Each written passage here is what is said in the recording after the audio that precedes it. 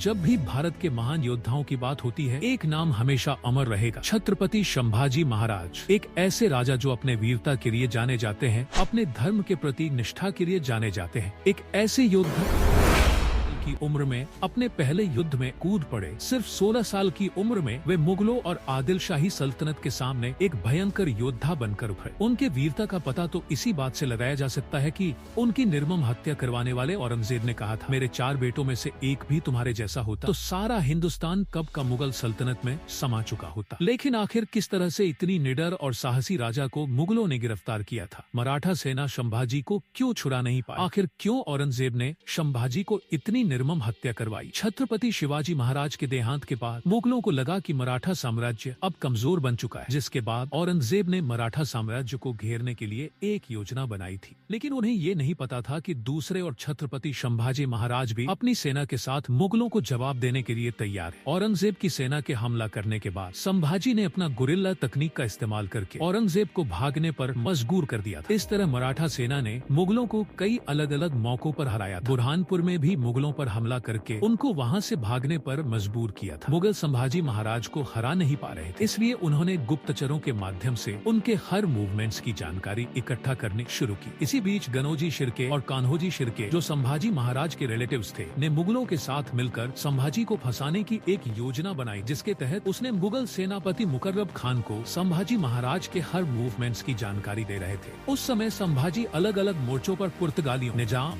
और मुगलों का सामना कर रहे थे। इसी बीच उन्हें संगमेश्वर में एक इम्पोर्टेंट मीटिंग के लिए जाना था। योजना के तहत इस बात की जानकारी गनोजी ने तुरंत मुगल सेना के सरदार मुकर्रब खान को पहुंचा दी थी। सूचना मिलते ही मुकर्रब 5000 सैनिकों के साथ संभाजी पर हमला करने के लिए तैयार था। मुगलों ने हमला इतनी चतुराई से किया कि संभाजी महाराज और उनकी छोटी सी सेना को प्रतिक्रिया देने का मौका ही नहीं मिला। वीरता पूर्वक लड़ने के बावजूद संभाजी महाराज और कवि कलश को पकड़ लिया गया। जब ये खबर रायगढ़ पहुंची तो मराठा सेना में हलचल मच गई। सभी योद्धा अपने राजा को छुड़ाने के लिए तैयार थे, लेकिन समय बहुत कम था, जिसकी वजह से वे समय पर पहुंच ही नहीं पाए। इस तरह से संभाजी पर हमला कर उन्हें बंदी बना लिया गया और बेड़ी बांध कर तुलापुर किले लाया गया। यहाँ पर औरंगजेब ने संभाजी महाराज को इस्लाम कबूल करने के लिए बहुत फोर्स किया। संभाजी 1000 बार जिएगा, 1000 बार मरेगा, मगर हिंदू धर्म नहीं छोड़ेगा। जिसके बाद औरंगजेब ने गुस्से में आकर संभाजी के जिब काट दी, आंखें निकाल दिया गया और 7 दिनों के लिए ऐसे ही दर्द में छोड़ दी। औरंगजेब ने क्रूरता का सबसे बुरा उदाहरण पेश करते हुए छत्रपति संभाजी के एक एक करके उनके सारे अंग काट दिए। उन्हें लोहे के गर्म सरियों से दागा गया, हाथों से नाखून तक को खींच लिया गया था। लेकिन अपनी आखिरी सांस तक छत्रपति संभाजी मुगलों के सामने झुके नहीं, बल्कि एक असली शेर के बच्चे यानी छावा की तरह उसके सामने डटे रहे और इस्लाम को कभी नहीं कबूला। अंत में उनका सिर धड़ से अलग कर दिया गया। छत्रपति संभाजी महाराज ने यह साबित कर दिया कि स्वतंत्रता और स्वाभिमान के लिए लड़ने वाले कभी नहीं मरते।